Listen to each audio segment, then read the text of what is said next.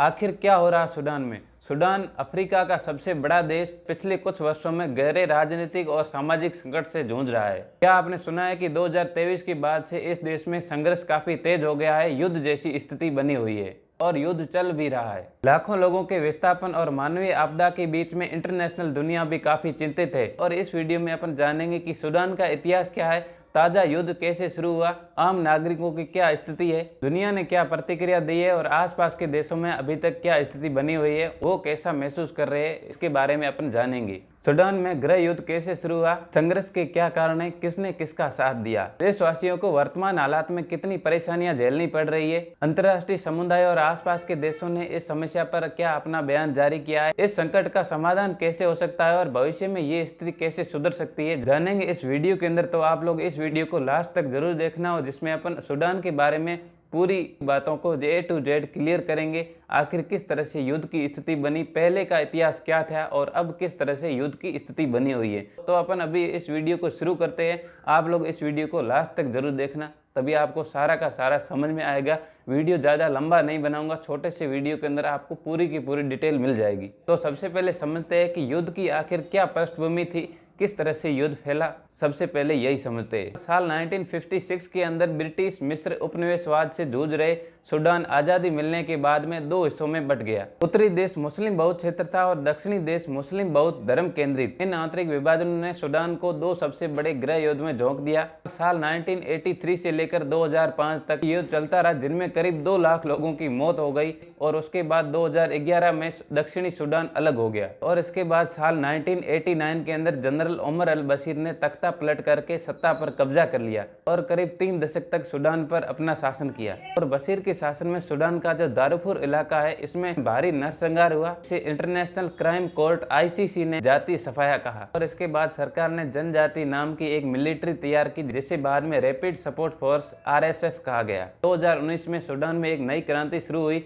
सेना और RSF ने मिलकर बशीर को सत्ता से हटा दिया और जनरल अब्देल अल फताह, जो कि सैन्य प्रमुख था, और जनरल हेमेदी दगालो, जो कि RSF के नेता थे, ये उस टाइम की सिचुएशन को देखते हुए संक्रमणकालीन परिषद के रूप में चुने गए। लेकिन इनके बीच में सत्ता को लेकर काफी तनातनी रही। अक्टूबर 2021 में फिर से एक बार सैन्य तख्ता पलट होता है और इसमें प्रधानमंत्री अब्दुल्ला हमदोक को हराया गया। और तब से सूडान में कोई स्टेबल गवर्नमेंट नहीं है और स्टेबल लीडरशिप की कमी है और इसी वजह से ये करंट सिचुएशन युद्ध जैसी बनी हुई है। तो अब समझते हैं कि युद्ध की शुरुआत कैसे हुई, किस तरह से सूडान, जो कि एक शांत देश था, उसमें युद्ध की शुरुआत आखिर किस तरह से हुई और ये सत्ता का खेल था या फिर जनता का, जानते हैं अगले पार्ट में। अप्रैल 15, 2023 के अंदर अचानक सूडान में हिंसा फैल गई। RSF ने सूडान की अपनी मिलिट्री SAF के ऊपर हमले शुरू कर दिए और खार्तूम के इंटरनेशनल एयरपोर्ट के अलावा कई सैन्य ठिकानों पर RSF ने कब्जे किया। संघर्ष के पहले दिन ही मेडिकल संगठन के अनुसार करीब 25 से ज्यादा लोगों की मौत हो गई और सैकड़ों लोग घायल हो गए और ये लड़ाई देश के अन्य भागों में जल्दी ही पहुंच गई।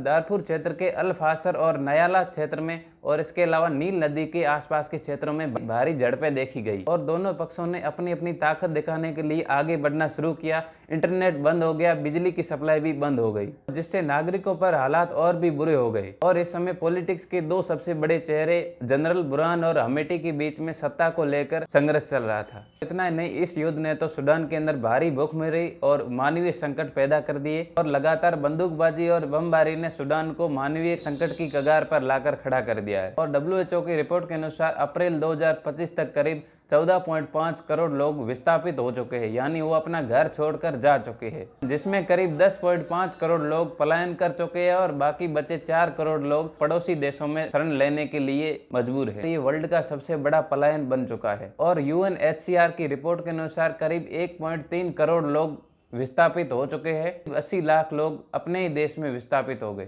जहां विस्थापन की संख्या बढ़ी है, वहीं इस कॉन्फ्लिक्ट ने जान माल को भी काफी नुकसान पहुंचाया है। ह्यूमन राइट्स समूह की एक रिपोर्ट के अनुसार नवंबर 2024 तक करीब 28,700 लोगों की मौत हो चुकी है, जिसमें 7,500 से ज्यादा लोग आम नागरिक थे। करीब 1 साल तक चली इस लड़ाई में 14,700 लोगों की हत्या हो चुकी है। मेडिकल और हेल्थ केयर फैसिलिटीज भी काफी डैमेज हुई, जिसकी वजह से आम नागरिकों को ये सुविधा ही नहीं मिल पा रही है। और जल्दबाजी में छिड़ी इन झड़पों के कारण वहां पे कोलेरा और अन्य बीमारियां भी फैल गई है, WHO की रिपोर्ट के अनुसार अप्रैल 2025 तक सूडान में करीब 60,000 कोलेरा के केस सामने आए, जिनमें से करीब 1640 लोगों की मौत हो चुकी है। और सबसे बड़ी बात, महिलाओं और बच्चों की स्थिति तो इससे भी बहुत बुरी है।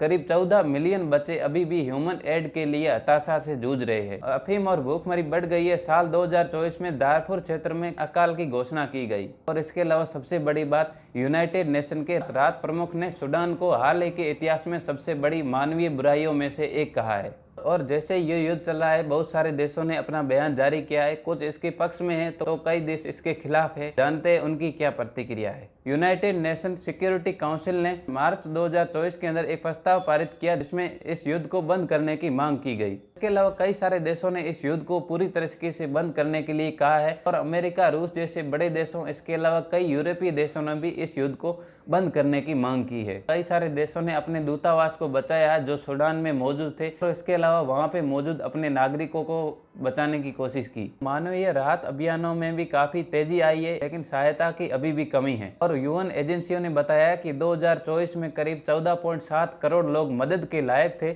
लेकिन सिर्फ 5% लोगों को ही मदद की धनराशि प्राप्त हुई। बाकी बचे हुए लोगों के लिए मदद का कोई रास्ता ही नहीं था। कई मानवाधिकार कार्यकर्ताओं ने बताया कि कई शक्तिशाली देशों को इन दोनों पक्षों के ऊपर दबाव बनाकर आम नागरिकों की सुरक्षा की जिम्मेदारी लेनी चाहिए। कुछ विशेषज्ञ अंतर्राष्ट्रीय न्यायालयों का सहारा ले रहे हैं। और उदाहरण के लिए सूडानी सरकार का कहना है कि यूएई ने उग्रवादी समूह आरएसएफ को पैसे देकर और मिलिट्री की मदद करके लोगों पर अत्याचार करवा रही है। लेकिन कई अफ्रीकी संघ और अन्य देशों ने इस युद्ध को रोकने की कोशिश की है, समझाइश करने की कोशिश की है, लेकिन अब तक कोई ठोस कदम निकल के सामने नहीं आ रहा है। और ये जो युद्ध चल रहा है इसका असर सिर्फ सूडान पर नहीं है, कई अन्य सारे देशों पर भी इसका असर पड़ रहा है। क्योंकि इस युद्ध के दौरान कई हजारों लोग सूडान से शरणार्थी बनकर अन्य देशों में जा चुके हैं। मिस्र ने अकेले करीब 15 लाख सूडानी नागरिकों को शरण दी है। और इसके अलावा कई सारे सूडानी नागरिक दक्षिणी सूडान की तरफ जा रहे हैं। करीब 2 लाख वहाँ पे भी शरणार्थी बनकर आए हैं। और इसके अलावा कई अन्य देशों में भी लोग गए हैं।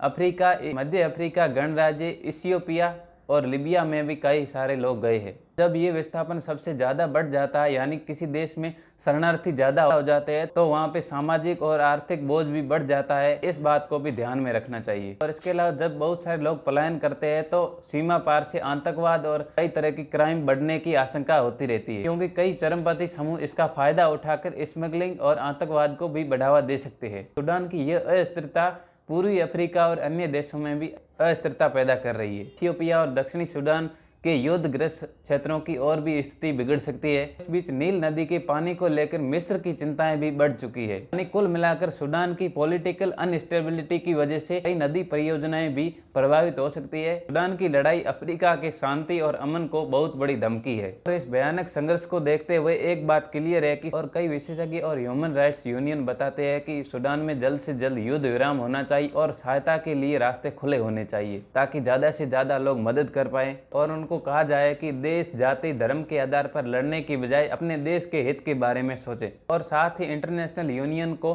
प्रभावित लोगों के लिए सहायता राशि भेजनी चाहिए। जितनी ज़्यादा से ज़्यादा मदद हो उतनी मदद करनी चाहिए। साथ ही एक लॉन्ग टर्म पॉलिटिकल सॉल्यूशन के लिए ठोस कदम उठाने चाहिए। देखो, हल मिलना कोई आसान नहीं है, लेकिन कई विशेषज्ञ बताते हैं कि इस युद्ध में जो भी दो पक्ष शामिल है वो आपस में मिलकर सरकार बना ले या फिर चुनाव के लिए समझौता कर ले और सभी पक्ष मानवीय सहायता के लिए राजी हो जाए। लंबी राजनीतिक और सामाजिक विनाश का कारण बनेगी। और सबसे बड़ी हैरानी की बात तो ये है कि आपके इस चैनल के ऊपर अभी तक 1000 सब्सक्राइबर भी नहीं है। तो नीचे सब्सक्राइब का बटन दिख रहा होगा, वहाँ पे क्लिक कीजिए। मिलते हैं किसी नए वीडियो के अंदर, तब तक के लिए बाय।